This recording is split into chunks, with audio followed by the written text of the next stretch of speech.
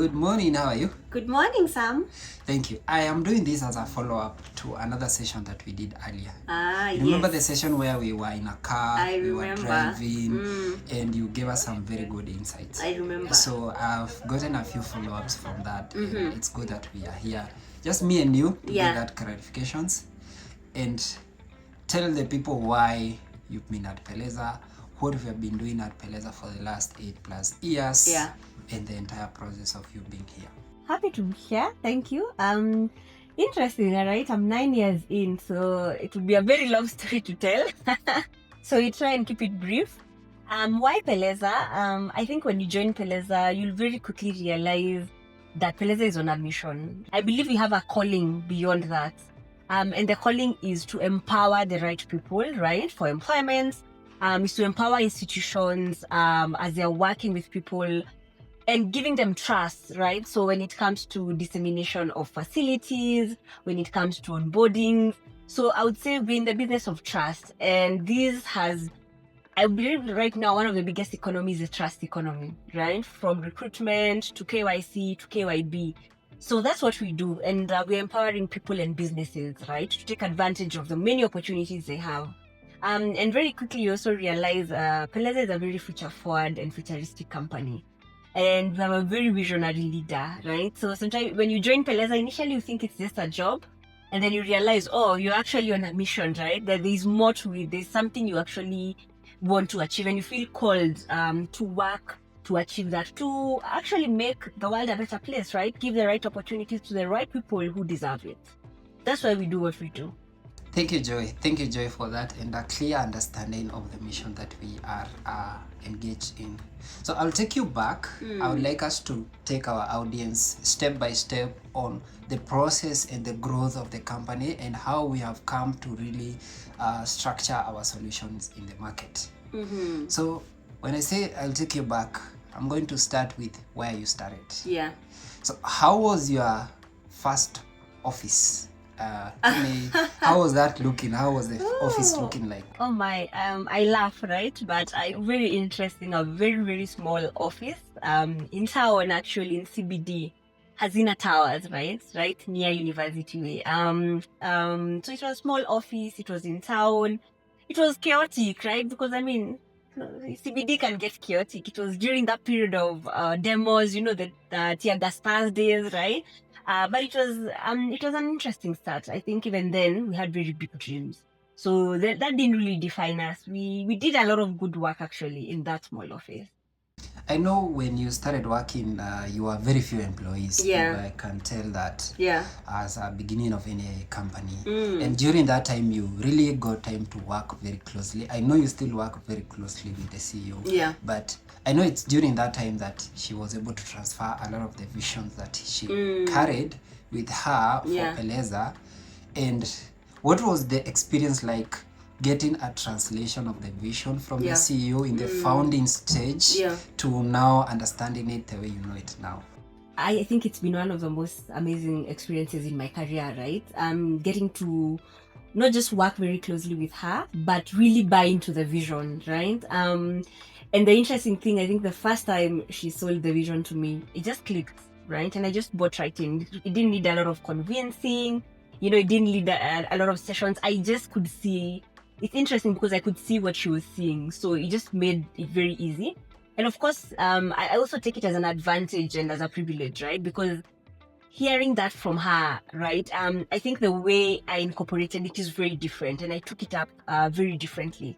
And it's been an honor, right, to be employee number one and to be here till now. And, to have been part of the team that actually built the foundation for what Peleza is right now. It feels amazing. And to have a leader who, has continued to grow us, has continued to lead us and show us the vision and where we're going, that has made all the difference. At what point did you realize that Peleza is actually going to make it into the market? We're still there in the founding stage. Actually pretty early on, right?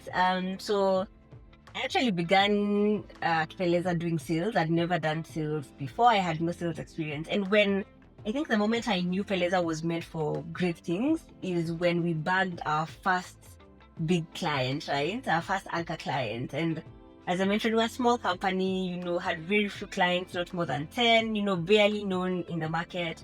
But our standards, we had international standards, and we really did an amazing job. So at that point, my boss told me, you need to get us this client. It was a multinational. It was actually Uber, and they're just coming to the market, right?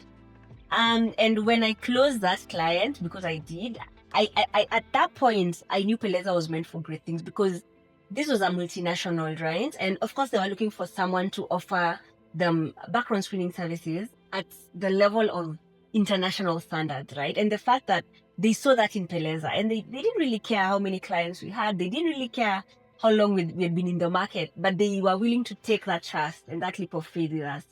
And we really delivered, and we did an amazing job, had such an amazing partnership.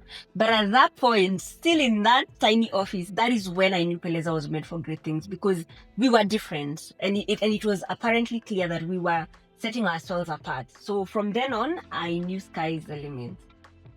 Amazing. Wow. Our first client, big first client. Yeah. And I know right now we have quite a good number of clients. Yeah. Yes. So there are things that initially you were in BD before. There are things clients used to ask when you were onboarding, let's say that time Uber.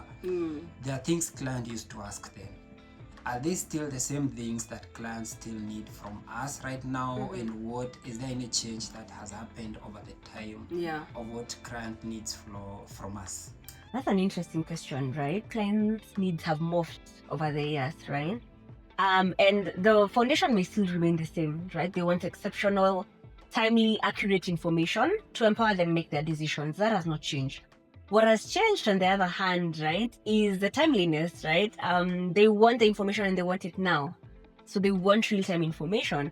Of course, it's being driven by the access of information globally, right? And the need by which they need to make decisions, because again, I think we're in just a time where everything needs to be here, now, right now. Another of the changes that we've seen is there's more, we are required to be more responsible. So for example, when it comes to handling client data, handling individuals' data, handling company data, with the very strict laws now all over the world, right? Including, for example, Kenya, on the data privacy and compliance laws. It's changed how we handle information and and the expectations from the data subjects, from the clients. There's a high responsibility that has been pegged on us to be very understanding and very sensitive that the information we're dealing with is life-changing information if you use it in the wrong way or if it gets into the wrong hands. So I would say that's a new expectation. Another expectation or another need that we found interesting is clients are very open to new ways of doing things, right? So here we're talking about technologically powered solutions, right? We're talking about AI, we're talking about convenience, right? They don't want to do things the manual way, the old school way. They want quicker ways of working. I mean, right now it's about speed. How quickly can you move? How quickly can you make that decision? Be it from a perspective of getting new talent, be it from a perspective of onboarding a potential consumer on your platform. So I would say those three things. We didn't really have a lot of challenges or a lot of requests as far as those are concerned a few years ago. But right now, I would say that's actually sort of the basis. Even when you begin having a potential conversation with a client, those are some of the things that will quickly come up. What changes do you see happening around that projection? Based on that, what do you see happening in the next now, say 5 years to 10 years? Yeah. And the morphing that even Peleza would have made in that direction. Oh, interesting. I think 10 years is a long time, right? And I know when you try to even think about the next 2 years, right? I think a lot will have changed due to the change of technology, right? Due to how AI is changing the way we work, right? Because I believe in the next 2-3 years, in 2 years, we'll be working very differently, right? From how we handle our processes to how we do our verifications to how we take care of our customers. Right now, you have to leverage technology without losing that human touch and that human connection. I think that is one of the interesting things I'm very curious about, that we're changing and we're inviting technology in, but how do you still maintain that human touch? Because without it, at the end of the day, you're not dealing, a company is people, right? The businesses you bring on, their people. So you still need to ensure that you don't lose that touch. So for me, it's exciting, a bit scary, to be honest, right? With the changes that could come in. I mean, we all know AI is not only coming for some jobs, I think it's coming for most of our jobs. But I think it's also a change in mindset, right? Because now it's how can you work with AI, right? So you need to also empower yourself, right? And find out as a company, how can we work alongside AI and for what purpose? Don't just incorporate it for the sake of it, right? It needs to be making your processes easy. It needs to be making your clients happy. It needs to be reducing your turnaround time. So I would say in the next 5 years projection, I mean, our clients are getting real-time data, right? And there's literally at the click of a button, you have access to all the information that you need. Peleza has definitely taken over not just Africa, but globally as an infrastructure provider for information from ranging from identity, global watch list, and the rest. And we are definitely in the forefront, and we're the ones who are setting course for how data is being processed and how data is being utilized for business decisions. That's where I see Peleza. Definitely morphing in terms of our processes, our techniques, products. Definitely. I mean, Peleza is extremely creative. I mean, just this year we have 2 products we've launched. So when you talk about 5 years, right? I think we'll have launched over 10 different new products, right? Peleza has also morphed into a technological company. So we are also setting pace and we are setting precedents in terms of what more can you do with data? How can you empower people? How can you use the data to empower them and make their life easier? Amazing. You've talked about products and us implementing technology. Yeah. I would like us to look into how we've transformed from our old processes into now having fully incorporated tech into Peleza processes, in the verifications that are conducted here, and what is available right now for the clients and what they can look forward into having in the next near future. Oh my, I think the changes have just been astronomical, right? The way we were doing verifications before in most of our processes, extremely manual. And when I say manual, I mean paper-based. Like literally, get a request, we'll print out those documentations, we do the verification, we'll print out that report, for storage purposes. We even had clients who would say, come to office and pick up these documents. And these are paper documents we're talking about, right? Even in the way we reach out to our data sources, it was extremely manual. Right now, I'm happy to say we're still on the road to automation. There's still a lot to be done. We actually have a project in terms of our operations to continue automating them. But I'm really, really happy to say that very key functions in Peleza right now are automated, right? For example, you have our driver platform, which is fully automated, right?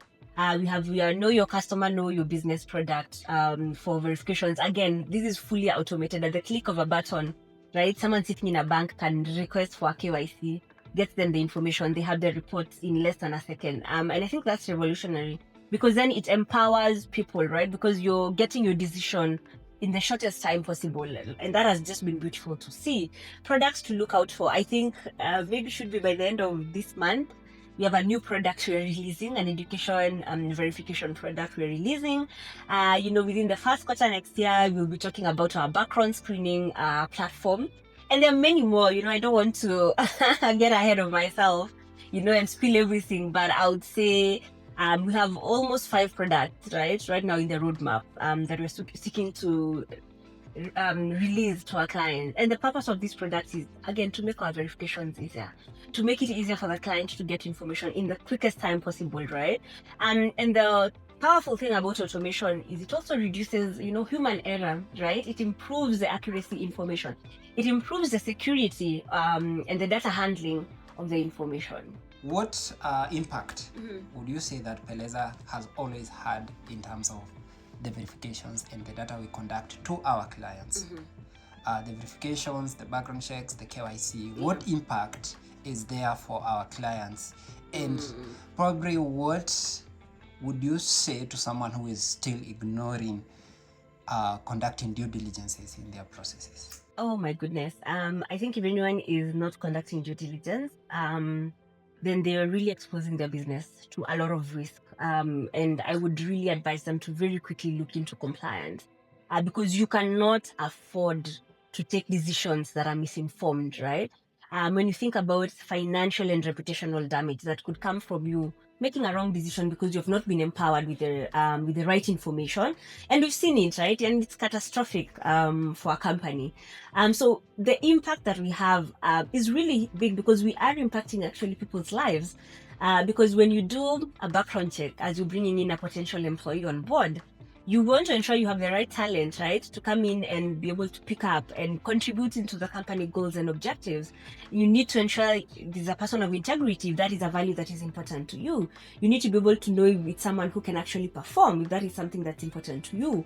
When we are supporting some decisions like know your business KYC, KYB, and know your customer KYC, the decisions we're making, they're literally life altering, right? Because when a bank, for example, is making has to make a decision when it comes to you opening an account, when they have to make a decision when they're giving you a loan facility, right? The impact is lives, right? That the quality of life is improved because we are giving them the right decision to also engage with the right people and ensure the people they're engaging with also don't put their business at risk, right? In the age of, with a lot of concern right now when it comes to anti-money laundering, when it comes to fraud, I think we have to be very keen, and every business needs to be very keen and just relook its entire processes and ask itself, what are the areas of compliance that I'm yet to look into? And really, I would say very quickly get into that because information is power, right? And accurate, verified information is more powerful. So the impact we're making is we're changing lives and we're making lives better.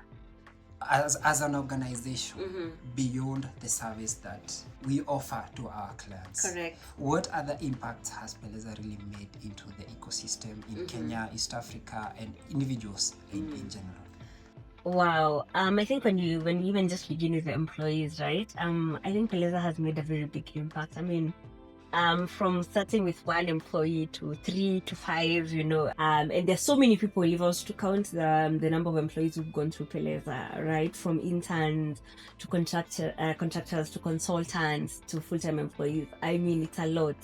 And the impact is, I think, one of the things that I'm always proud of is we always say anyone who joins Peleza, they'll never leave the same. And we want to ensure that when you've gone through Peleza, when you go to another place of work, we want them to be like, oh, wow. So you are in Peleza, right? There needs to be something about you that stands out. Your professionalism, your excellence, right? It needs to stand out. So you cannot work at Peleza and just leave the same way you came in, right? So we are very big on excellence. We're very big on professionalism. We're big on accountability. And a lot of employees who've actually left have come back to say that, that thank you, you guys taught me something. I've gone somewhere else and I'm now appreciating some of the things I learned from you.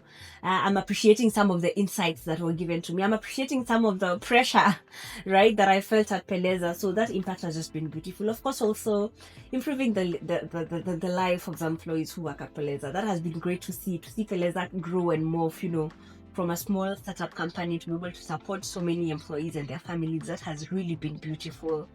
And in addition to that, also in the society, Peleza is also very big on giving back. And I think one of the things we're very proud of, and it's not very known, but we do have an education scholarship program that we're really proud of, where we have some kids who we support through their high school education. For those who are they're really stellar students, right? But they have financial constraints, and they just could not make it to higher education, to high school.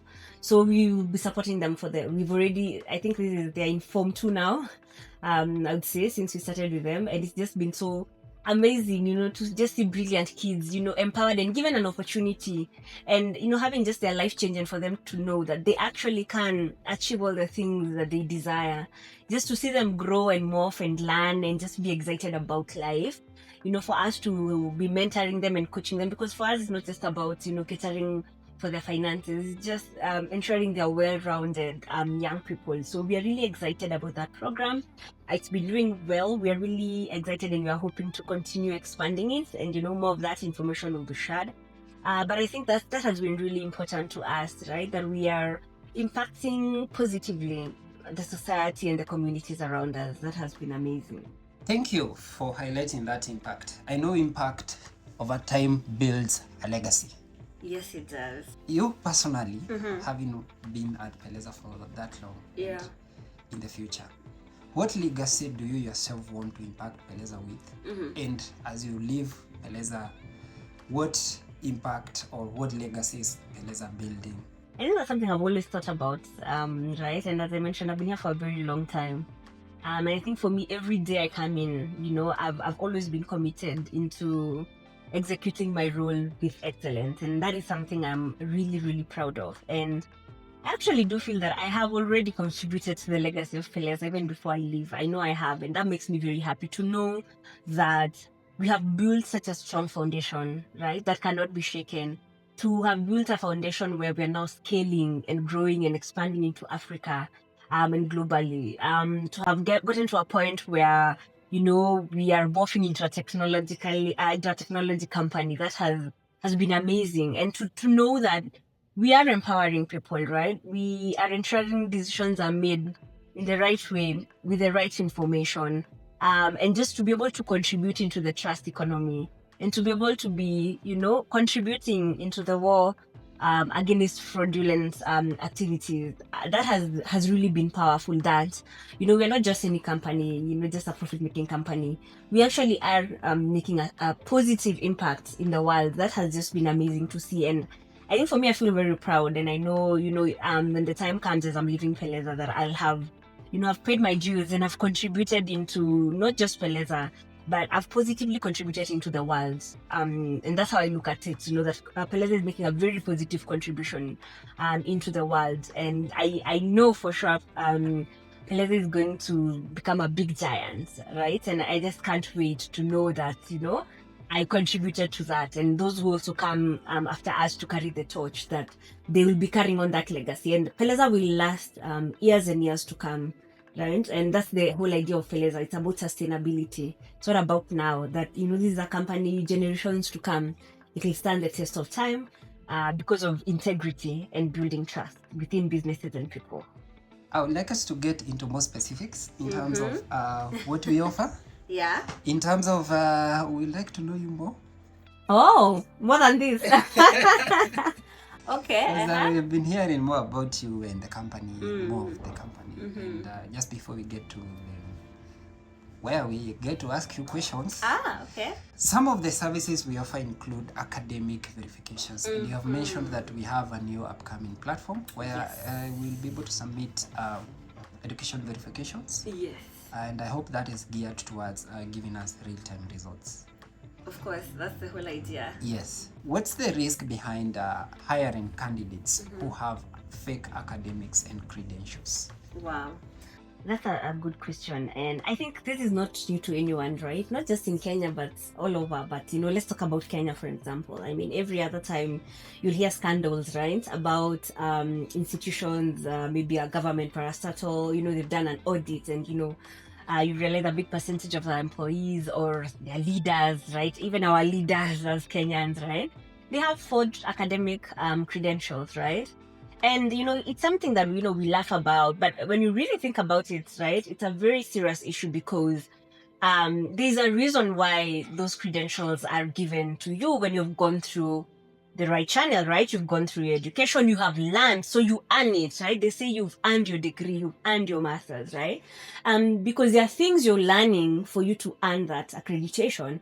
And, think about it, right? For some roles, in most of the jobs we do, that knowledge is needed, right? So, for example, I'm an accountant. I need to have the foundations, right, of accounting. I need to have learned that so that I'm able to come and do accounting for you and work on your books. If I don't have that knowledge, right, and I come and I mess it up, think about the consequences. So most of us, the jobs we do, they need us to have that education. So if I just go and I'm able to print, a degree in accounting, right, and then I get hired for a job, right, and I'm there and I'm supposed to handle the books of a company, but I don't have the basic foundation of accounting. You know, I could be lacking in those skills, right? But then you've given me the job on the premise that I've provided a certificate, right? Education certificate that you've not verified. That puts your company at risk, right? You know, if it's leadership, when you're giving our leaders this position, right, you want someone who has acquired knowledge over time, who may know, for example, how to run an office, right? Their management skills that are needed. Someone doesn't have the skills, they've bought a degree, right?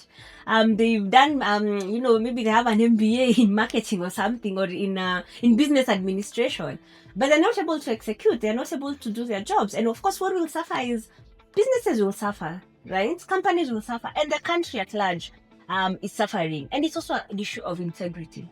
If I can live here today and go to River Road and buy my master's, right, as Joy, doesn't that also speak something about my integrity?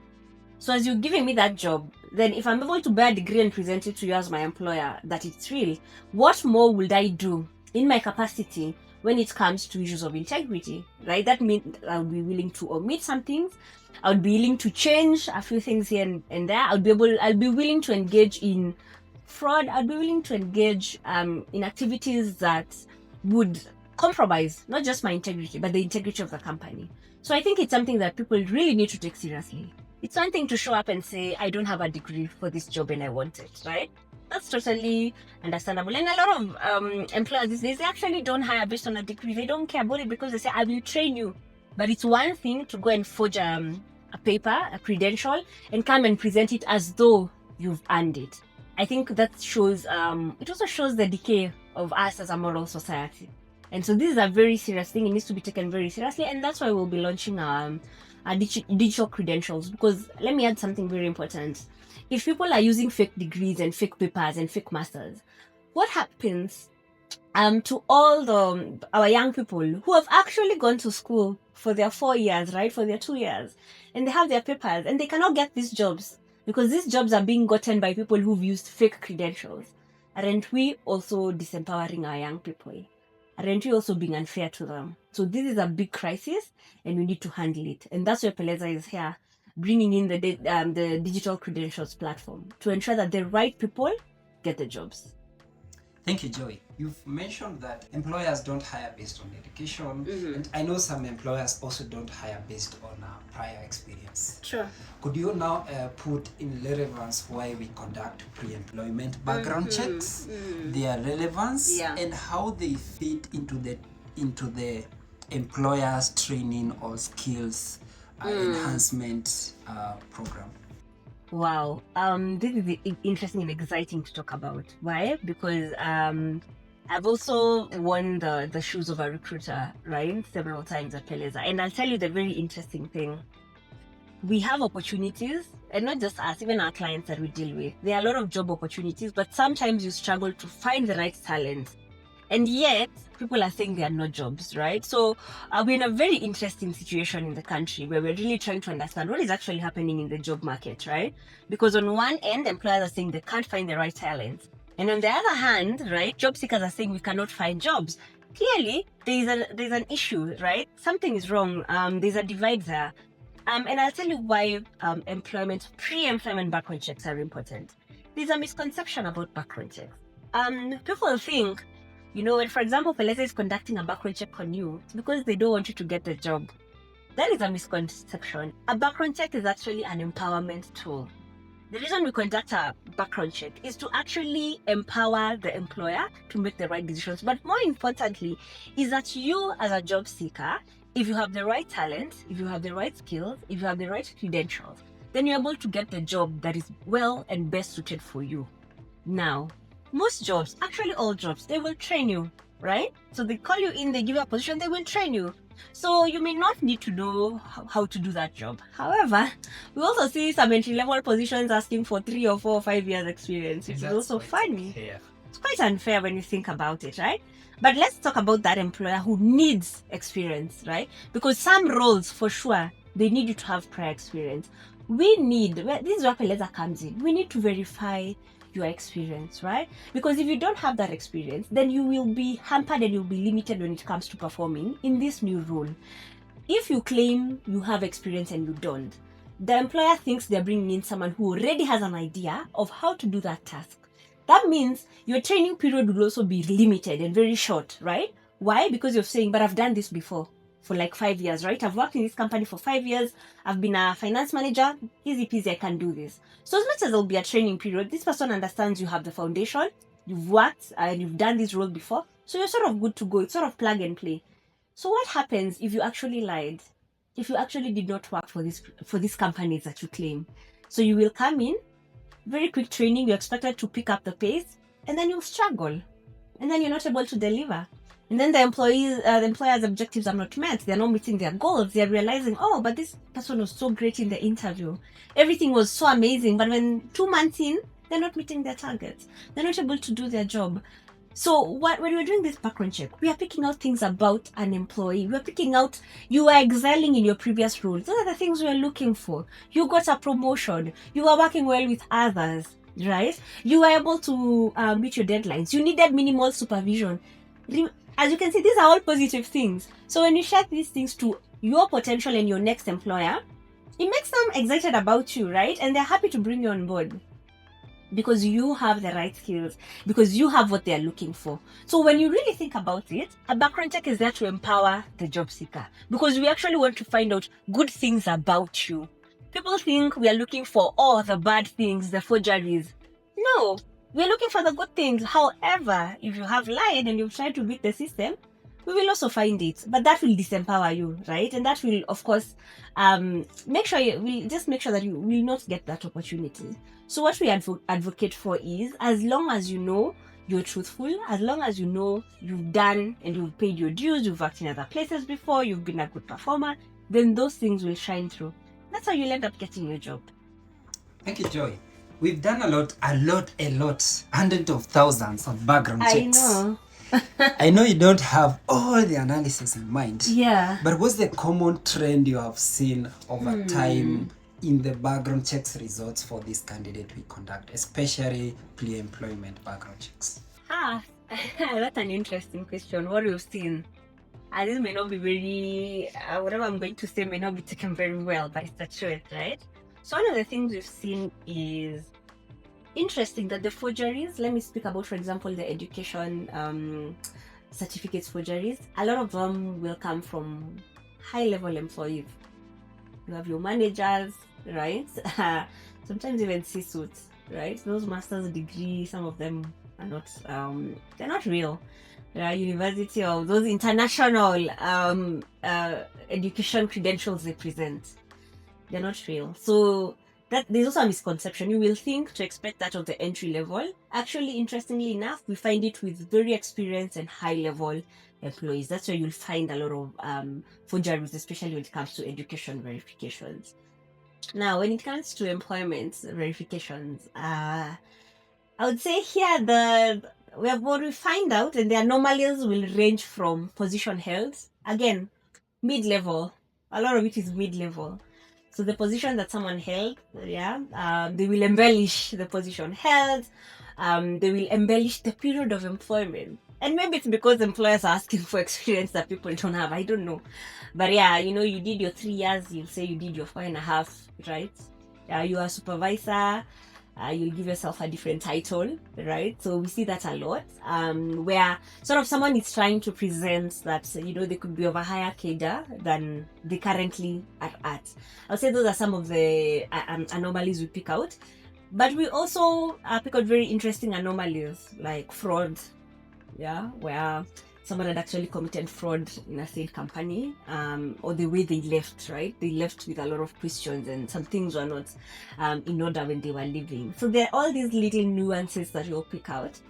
And the interesting thing is the employee always knows, right? They act surprised, but at the end of it all, they do admit and they know there's some things they did in company Y, X and all that.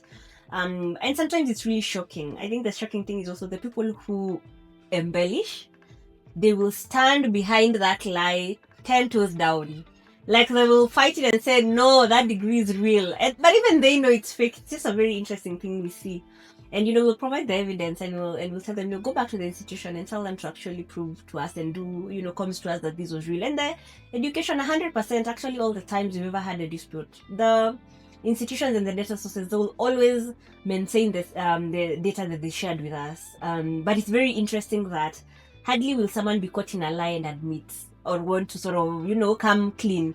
Most of them will go very long lengths to keep up with the charade. They will make other fake letters to support that initial education credential. They will bring another one and another one. It's just interesting to see. But it's also, what I love about Peleza is the fact that we are so confident in the accuracy of data we give, that we allow for disputes, because we know when we're giving you data, that is what is held by the data source, and that cannot be disputed. Thank you. Amazing that we're able to draw a lot of references from what we've seen. And I can say that also we are going to give more in terms of the analysis of the data that we have, and how that is going to inform our clients, even in the kind of checks that they conduct. True. We've talked about the company, we've talked about the checks that we conduct, but right behind you there are 3 roll-up banners. I'd like you to look at the 3 of them and pick one that you would tell us what it means, because it's not there for sure. Just pick one and tell us what it means. And who needs that particular service. I'll talk about the one in the middle. It That's Peleza compliance industry, right? And I think right now we are in the world of compliance, right? And one of the key tenets of what we do is being able to help our clients when it comes to their compliance needs. So this would appeal very much into the industries where KYB and KYC is not only a feel good, it's a necessity, and it's a requirement actually by regulation. So here I'm talking about our banking industry, right? I'm talking about our fintechs. I'm talking about our financial institutions. They need to make decisions when they're onboarding their customers. They need to make decisions when they're giving them loan facilities. And they need to be very clear and very sure that the person they are bringing in and taking on to work with them is one who they say they are. They want to know their things like their credit history. They want to know the ownership of the company, for example. And this is where Peleza comes in, where we support these industries and we let them know exactly who they're doing business with. And we are able to, again, with just the click of a button, they're able to verify their customers, they're able to verify the businesses that they work with and they partner with. Thank you, Joy. Let's shift some lines here and get into you, Peleza services. I will come to you. Let's talk about Joy. Let's talk about Joy. Okay, let's go. Please have this. Thank you. Cool down. Thank you. Joy. Yes. Over time, you have had a lot of experience in your day-to-day work. And there are some things that you have realized don't really work for you. And you can extrapolate them to a lot of positions that don't really work in terms of execution of your work. What has really made you be successful in your role? Right from when you began, you took on different roles that you had not trained before, you gained experience through them. How have you maintained that consistency to ensure that you deliver? Or what tips and also would you give to anyone who is watching this? That's a good question. I think one is this personal responsibility, right? I think we're all different people. And I think for me, it's a thing of pride that anything I do, I have to do it well, and I need to do it excellently. And that's why, regardless of the roles that I've had, I've excelled in all my roles, and I thank God, and I believe I'll continue to. But for me, it's just that I like doing things well. I like things being done also. I don't like, just doing the bare minimum. That's just not who I am. I know I'm very driven. I'm a very confident person. I'm very detailed, extremely detailed. Sometimes I like perfection. And I think that is maybe what has helped me. So for me, it's personal. It's not just work related. For me, it's my name, right? So anything that is tied to my name, it needs to be done and done well. And that's why anytime I walk in, I know I've set my mind, this is what I need to do today. This is what I need to achieve. And it feels good, right? When you meet your goals and you meet your achievements, I mean, it's a thing of pride. It makes you feel good. It boosts your confidence and your esteem. So I think for me, that is maybe, I'm not sure if that's a tip, But I think that for me has been very important. So even when sometimes you're in a role and maybe that's not your dream role and it's not what you've always wanted to do, I always say you need to do it well, right? So if you cannot be trusted with the small things, you cannot be trusted with the big things.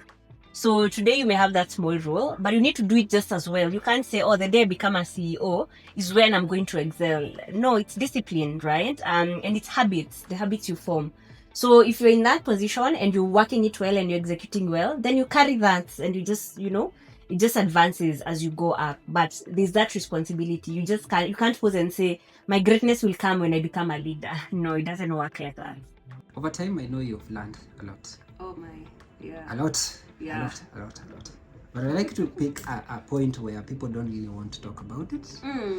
And these are the mistakes that you've made in your work and how that is handled and how you've used those mistakes in your life. And if you can pick any single mistake, you can just give an example.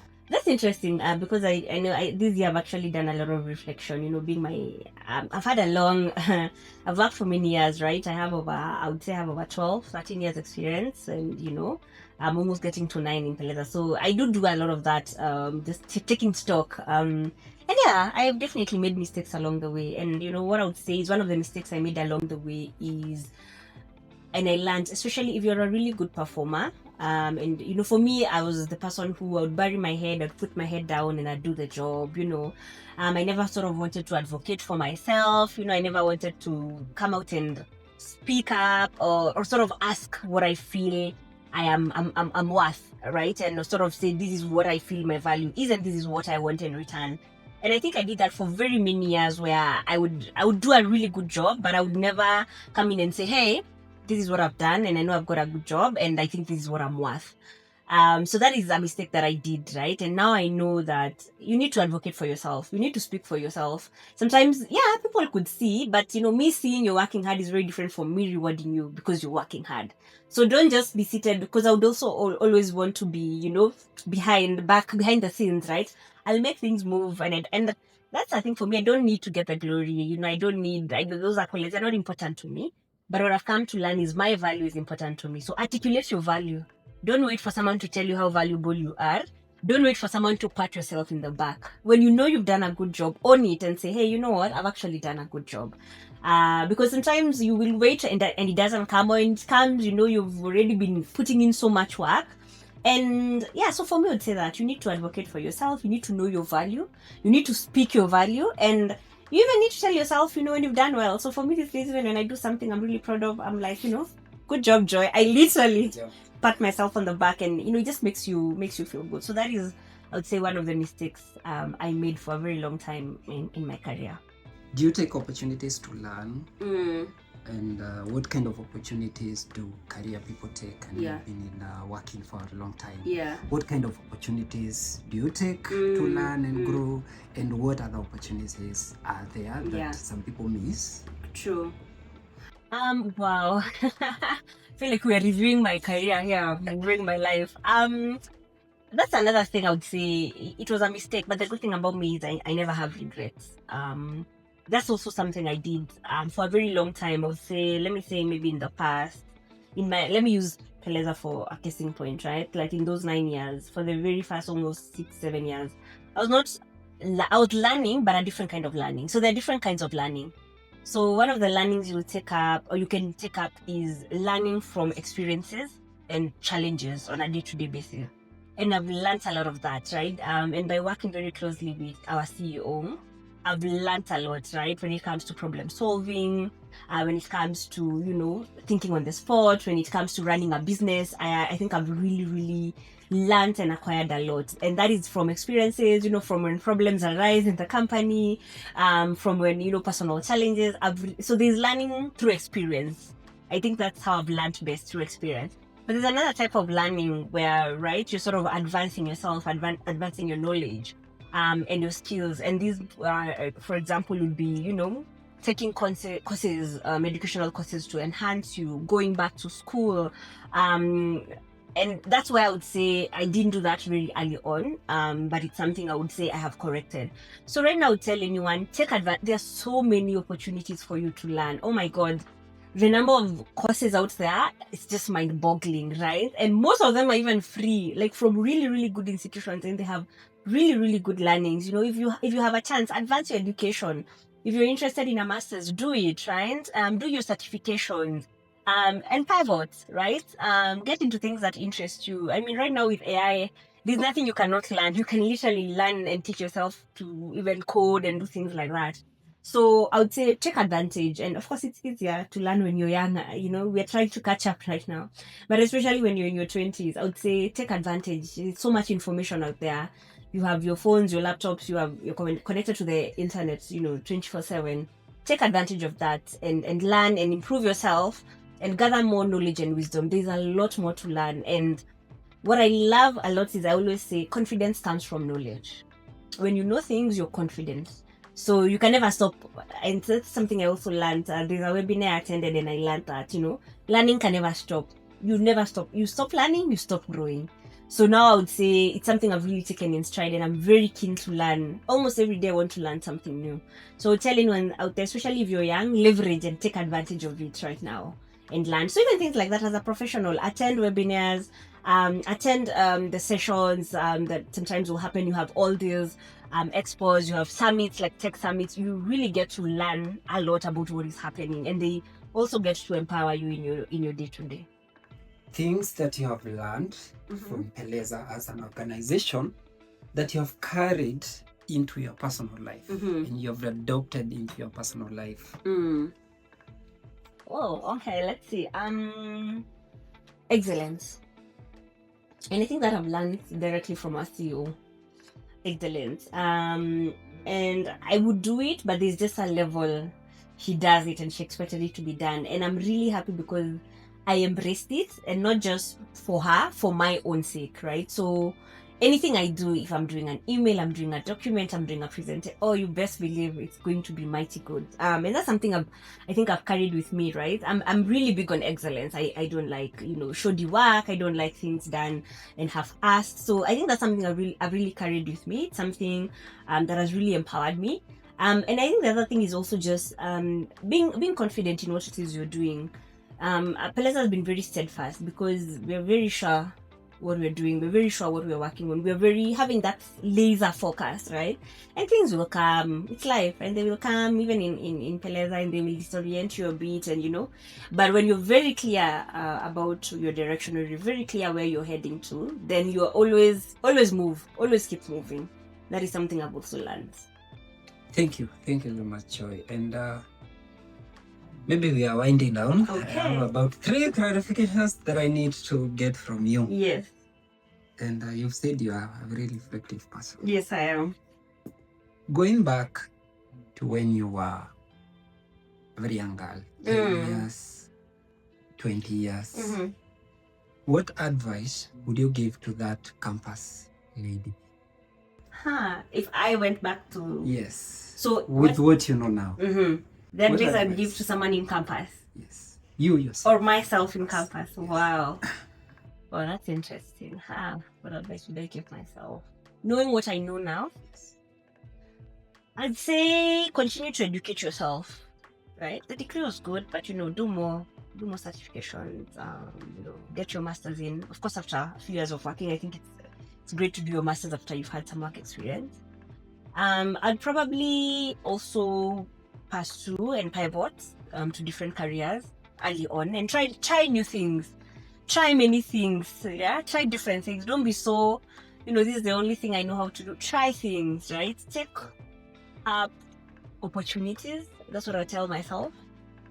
Leap, even when you don't have a full information. Leap, take a leap of faith. Because it's okay even if it doesn't work out. Yeah, and I think I'll just also remind myself of my value, just how valuable I am, and continue to improve on that, and just continue to grow myself and continue to put myself in situations to advance me. I think sometimes when we're lacking information and knowledge, you know, so many things, you know, we miss out on things because we lack the knowledge and the know-how. So I would have placed myself in situations where I would have learnt a lot and grown a lot. So go outside of your comfort zone.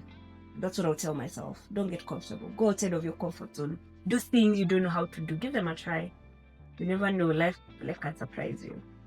Interesting. Yeah. Thank you. I feel like I'm 20 years old. I feel like I'm going to use that on myself. Yeah. I think as you work, there's a thing that in the corporate world we like saying life, work-life balance. Yeah. Interesting, yeah. Is there a moment that you have found yourself that you've driven too deep? You're too deep and you've forgotten either work or your personal life? Yeah. I think one of the things that most people who work with me would say is I've always been very passionate, right, about my, I know we call it work-life balance. I think it should be life-work balance, right? And I've always been very passionate about it. Like, I will ensure my work is done, but for me, rest is important. And I know we live in a world where people don't appreciate rest, and rest is taken as though you're wasting time. But I always say health is wealth. Mental health is very important to me, right? My physical well-being is also very important to me. So I'm not willing to compromise on that. Have I compromised before? Yes. I would say there are times I've found myself where, of course, work, I've forgotten the life aspect of it due to work. And sometimes, yeah, it can make you miserable, right? But for me, I always say, as you're working hard, right? You need your why. Why are you working hard, right? It's for you to live a good life. So don't work too hard that you cannot live. For me, living is very important. So even as I'm working very hard, I ensure that I'm living. Every day I'll ensure that I've actually lived that day. I will find something about day to live in, to be happy about. And I would say this is an epiphany I got I would say maybe 2 years ago. So before I was very, I was just all over the place. But I think these days there's just this thing. I'm able to enjoy every single day. It doesn't matter how hard it is. It doesn't matter how busy it is. But I think for me, people are different. For me, rest is important to me because it recharges me. And I know I'm able, that's why I've been successful and I'm able to do a good job, right? Because that balance for me is important, right? It empowers me, it recharges me, it rejuvenates me. So for me, every year, I will take my vacation, and for me it's a proper vacation. I shut down everything and I go and do that. I'll try and take breaks in between. Sometimes it's hard, like this year. I think this has been one of the hardest when it comes to work-life balance. But for me, I always say, don't get too lost in the sauce that you lose. You don't lose yourself and your health, right? Nothing can buy back good health. And, peace of mind, mental health, I think that is priceless. So for me, I'm not willing to risk that. Yeah. So you just find your own balance, and that is based on what is important to you, right? We all have different priorities. So pick your priorities, know what is important to you. And when you do, be very strict about it, and have your boundaries and be very clear. Yeah. Thank you. Thank you, Joy. Yeah. There are some days you come to work and you feel like, I need to go back home. Who do you see? Who do you see that makes your day joyful? Who? Yeah. So the interesting thing is, I think since we came to the office we're currently in, it's been 2 years now since we came here. So I adopted a wild cat. Like a stray cat, right? I love cats. I love animals. So I started feeding it, and so it knows I feed it. So I think we do have an office cat, and in addition to that, it gets kittens, and and it brings them around. So our office always has, the big cat or a kitten, and it's so interesting because they know me. Like, they literally smell me, and when I walk in, they just come in, and sometimes they'll even come to my desk. There are times I had one that would even follow me to the boardroom, like I'm in a meeting with my CEO and the cat is literally sitting there. So for me, that actually gives me joy. Like, I really love animals. So when I come in and I see those cats and they're running to me and they want me to feed them, it makes me happy. So, because that feels, it's personal, right? It's not work. That takes off the sort of stress from work. And sometimes, when it has kittens, I'll go and try to find them where they're hidden, and so sometimes I could be having a stressful day. I'll just walk out and I'll go and look for the cat, and sometimes it just sees me and it walks up to me, to my legs, and it just purrs, and it just makes me feel nice. So it may not be a who, I think it's a what, but yeah, those cats, it's a very lovely cat. I think we will insert a picture here so you guys can see it. But yeah, that just fills me with a lot of joy. And yeah, and I actually adopted one of the kittens and took it home. So yeah, I would say, let me say that the cats make me happy. But in terms of energy, I think some people are also very energetic in the office. So I think William Gala, he's very energetic. So he's very loud. He has this laugh. You know, when he laughs, you'll just hear him from like down the stairs. So he's really, really energetic and full of life. So sometimes when I walk in and he's there, I'm like, it's going to be a good day. You know, we can banter, we can laugh here and there. Yeah, but I love this cat. Thank you, Joy. Yeah. Everyone has a slogan that they are known for. What common word do you think you use a lot? Oh my! Like in your presentation, in your meeting. Engagement. Let's have an engagement. It was a good engagement. That's one of the words I know I use a lot. So that's a keyword. If I see in any report, I know. Most of the time it's me. Yeah. Okay, all right. Another question. That's a fun one. There's an office. There's a kitchen downstairs. Yeah. There's a fridge. Yeah. What is the most strangest thing you've ever found in that fridge? Strangest. Yeah. You're like, what is this one doing here? I'm not sure if strange is the word, but I've found pretty interesting things. Let me not say, because then why am I looking at people's food in the first place, right? Why am I looking through people's food? Like, you know, some containers are transparent and you can see, you know, what is in there, and you're like, oh, someone eats this. Yeah, but let me not get into the details, but yeah, it's interesting. If someone was to pick you randomly and take you to a restaurant, oh my, what would be the first, if they don't have a menu? Yeah. What would you ask for? Oh, they don't have a menu? Or meat? Do you have meat? Yeah, do you have just meat? Give me beef. Mbuzi, do you have mbuzi, like a mbuzi choma? I really love, like I'm a carnivore, so I just really love meat. Choma. When you to a kamaki. Thank you. Just good meat. I love good meat. So if they don't have a menu, or if I walk in, even if you have a menu, I need to know that you're serving some type of protein, some type of meat. Yeah. All right. Amazing, Joy. Thank you very much. I've enjoyed this session. It's always a pleasure and a moment to learn from you. Yeah. Thank you very much. Thank you for having me. Any last thing that maybe I've not asked and you believe should be in this record? Wow. I would say one, just keep an eye on it, right? Peleza is going places. We're going to conquer the world. So, you know, mark my words. You will remember this. You know, put it in a capsule, right? 5 years from now, someone should use this this comment, because I know it's going to happen. So Peleza is going places. But I think above that, for anyone who's something I've always wanted, I always try to advise those who are starting out their careers, right? I always say, put in your best work, right? Put forward your best foot and do the best you can. No work goes unrewarded. In one way or another, no hard work goes unrewarded. So give it your best, give it your all, and push yourself. Don't get comfortable. Don't allow anyone to define you, right? And have your boundaries, right? Early on, you know, start understanding what you stand for, what you can tolerate, what you cannot, right? And what you will not, and be very clear about it. I think that's the one thing people don't talk about, that even in a professional setting, you need boundaries. And if you don't have boundaries, you will suffer. And you could get yourself in very bad situations. So, don't allow people to walk all over you. Be very clear. Let people know what you stand for. And I think that's something I'm very proud of, right? Have something that you stand for. And the things, these are things we can entertain and others we cannot. And with that, and, and a clear vision, and, you're always advancing yourself, you'll go really far. Amazing. Yeah. Thank you. Yay, thank you for having me. That was fun. Thank you.